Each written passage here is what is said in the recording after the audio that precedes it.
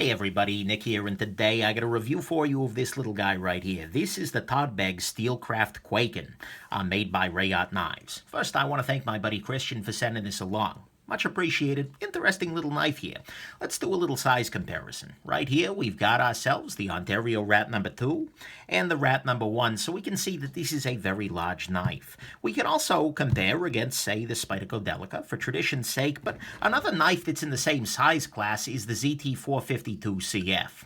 And although the blade on the 452 is very slightly longer, practically speaking, they're very similar. You can also see that the handle on the Kwaiken's a little longer here. So, anyways, so that's another size comparison, and anything else here? Right here, Chris Reeve Knives, Large Shabazz. So, there you go. I'm sorry, this is in the Steelcraft lineup, I should say. This is not made by Todd Begg, it's not made in the USA. In fact, they're made by Reate in China. That's not necessarily a demerit, they're very nicely made, but there you go. And there were a couple of Todd Begg knives done this way. There's the Field Marshal, as well as the Mini Bodega, which I reviewed some time back, so there you go. Also, there is no disassembly on this knife, because unfortunately the pivot is made in such a way that it cannot be taken apart without sending it back to China. Trust and believe we'll come back to that one come the ugly time, but for now, there you go. Let's jump into the good, the great, the bad, and the ugly. Okay, so on the good side, first off, I actually like the clip on this guy very much. It's using the Todd Begg bearing clip sort of thing, and you can also see that it's got a fair amount of room underneath there for your pants to kind of slide underneath. Also, it tends to hang very nicely. It wants to hang in this sort of a position, which is really good for getting this knife kind of up out of your way. Beautiful thing there. Next thing is that there is a lot of internal milling on this knife. That's a beautiful thing because, well, we can see right here, it's on both sides, and even on the back there. It really does knock the weight of this knife down a little bit. This is a big knife, and so it's not expected to be lightweight, but you can see here that we come in at 5.01 ounces, which is still pretty heavy, but given the size of it, it doesn't subjectively feel all that heavy. So there you go.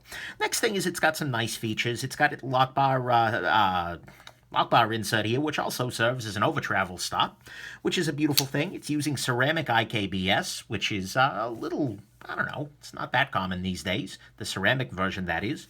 So that's good. And the blade itself is actually pretty good. It's S35VN steel, which is absolutely good to go. And it's not super thick behind the edge. It's not super thin either, but nonetheless, it's good to go in that way. I like that very much. This guy actually carries a little better than you would expect to, given the size of it. I mean, it's not a super thin knife. It's a little bit thicker than the PM2. But overall, this does disappear in your pocket in a way that was kind of surprising to me. I didn't mind carrying this guy around, and usually knives this big tend to be a little bit more, I don't know, onerous. And then finally, the style on this is still very nice. I mean, Todd Begg does styling very well, but it's a little bit more subdued than, for instance, this little affair right over here. I mean, you can still tell it's kind of a Todd Begg. It's got the Todd Begg fuller with the holes, except it's done on the handle. The blade itself does have a crud groove up here, but it doesn't have the drilling. So that's kind of neat. It's got on the blade itself, it's kind of got a nice double layer swedge, where there's a swedge that goes on the entirety of the blade, but then it's got this other one up here. I mean, that's neat very much. You can see here that there are contrasting polishes on the titanium, or finishes, that is. Stonewash here, you've got more of a machine thing, and then the inside here, it almost looks like a polish to it, which is kind of nice. The Todd Begg clip is always, and these little areas of kind of cross-hatching, if you will, with the perimeters on there are nice, and it seems like they've done something to polish the tips of these little cross-hatches. I'm not sure exactly what they did with it, but whatever it is, it turned out kind of nicely. And so you end up with a knife that is unmistakably a Todd Begg, but it's not as over-the-top as some of the other options. It's not quite as rococo. It's not as crazy. And so that can be a nice thing. So you've got something that is clearly a Todd Begg, but it's not so in-your-face about it as some of the other options. So to me, that's what's good. It's got the great style, but it's also subdued. It's relatively easy to carry in the pocket. The blade's steel, and the blade overall is pretty good. You've got over-travel stop, lock bar insert, some good interior milling, and a nice clip. Let's talk about what's great here. So for me, the great part about this is the action. It's running on the ceramic IKBS, and it just fires super nicely. This is a joy to flick, absolutely 100%. It just falls shut, well, I'm sorry, it doesn't really fall shut, but with a little bit of encouragement, it definitely goes shut nicely. It's a very nice knife in that way. Big fan of it. So there you go. That's what's great to me, is that the action on this guy is, Reate is good at actions, and it shows right here. Let's talk about the bad. So on the bad side, first off, I kind of dislike the upswept tip. This is entirely aesthetic. You're welcome to disagree, but I don't tend to love that in knives, and especially on this guy, where everything is very straight over here, and then suddenly we go into this weird curvy Persian blade thing. It kind of feels like this half of the knife and this half of the knife are two different knives. Not the end of the world, but there it is. Also adds to the overall feeling of murderiness for this knife. I don't know. Whatever. Next thing, the lanyard tube. This does bug me because, look, it doesn't need a lanyard tube. Not every knife needs a lanyard tube, guys. And, honestly, it's a big sticking uppy annoyance thing. I wish I could just put this on a belt grinder and take it off. If this were my knife, I'd consider it. But nonetheless, that's not a great solution, especially when I know that Todd Begg can do so much better. This is the Field Marshal, which has a really nice lanyard tube. And this has plenty of space in this backspacer area where they could have done the same thing, but instead, we get the little vestigial lanyard hanger. Whatever. Moving along, the fuller on the blade here. I'm not generally a fan of fullers on blades because they tend to just collect whatever crap you've been cutting. So if you were cutting oil cans this morning and you're cutting cheese, well, you got oil in your cheese. Ugly. But, at least this one's relatively small and continuous, so it's relatively easy to clean out. Still, yeah. Next thing, the blade-to-handle ratio on this guy is not great. You can see here that this entire chunk of the knife just contains 0 blade. It's all backspacer and screws, which makes the knife a little bigger than it needs to be, and there's just a lot of air up inside this handle. Well, not the end of the world, but kind of a little bit weird. Not the most space-efficient knife ever.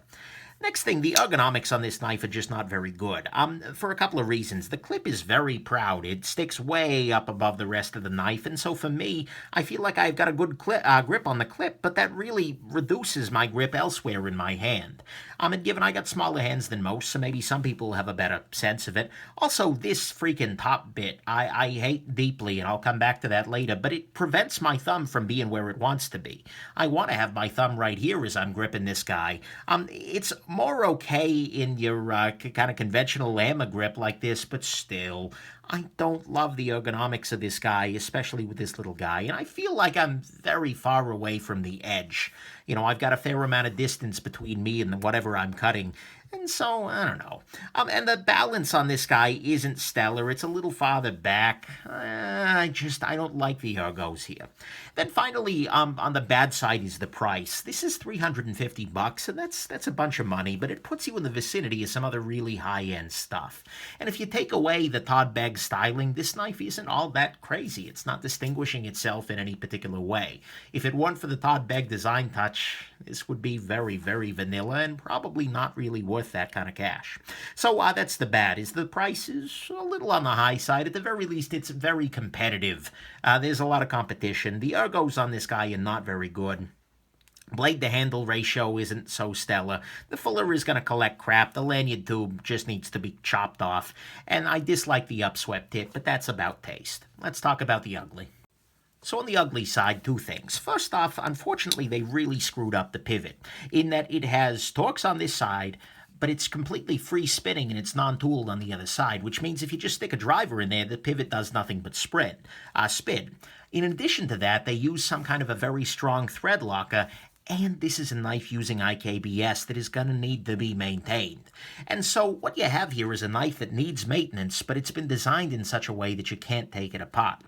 That's really, really ugly. I mean, maybe if you put enough heat into this screw to melt the thread locker and use some kind of very high friction surface on the other side, you could get it to take apart, and, that's fine, but it's just stupid, unfortunately. I mean, it needs to be sent back to China to be maintained as it is, and that's just incredibly ugly. I really, really dislike that. They need to either fix the pivot in there, give it some kind of a D shape so it can't spin, or better still, just tool the other side. Whatever. This needs to be fixed. That is a defect. This knife is defective as a result of that, in my personal opinion.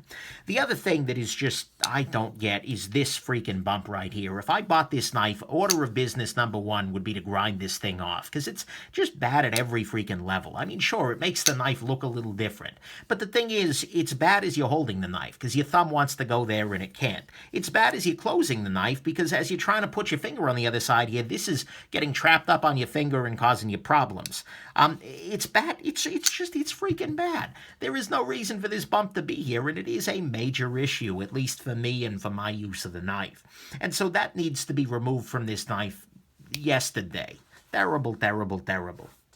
So to me, that's the end. It's also double the pocket pecker. You've now got a separate thing that's going to be slamming on whatever's in your pocket. Although, again, hopefully this will be up against the side of your pocket at least. Still ugly, ugly, ugly. So that's the ugly to me, is they've basically made a knife that needs maintenance and can't be maintained. And they've put a second pocket pecker on there because that's what we all wanted in life. Let's talk final conclusions. Final conclusion here, I mean, this is a reasonable knife at a very real level. I mean, it's stylish, but it's not completely overstyled.